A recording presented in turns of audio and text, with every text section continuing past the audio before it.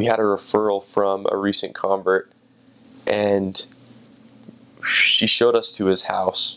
And it was a small house, not much to look at, and we walk up to the house, we knock on the door, and he opens the door, and he's got his shirt off, he's got tattoos, and we're like, oh man, another one of those, just another referral, like, let's just get this over with, kind of the wrong attitude, obviously. And we had a first lesson with him, he and his wife, and it was golden investigator. The man was so prepared to receive the restored gospel.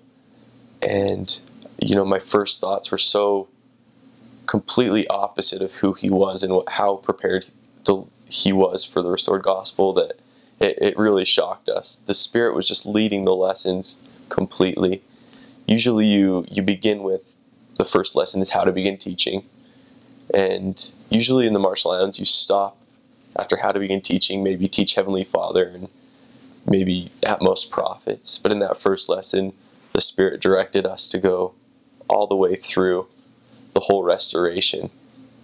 And because that's what he needed. And the Spirit was telling us that. And it was very apparent that that's what our investigator needed to hear.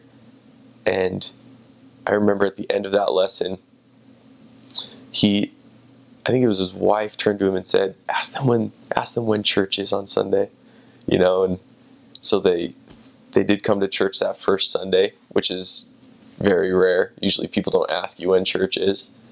And he even had sticky notes in his Bible and for questions, doctrinal questions that he had.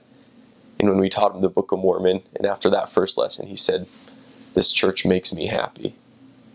And that was just another sign that he was prepared for what we had to share.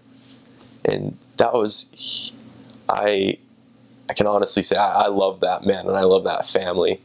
And they blessed my life just as much as this gospel blessed theirs.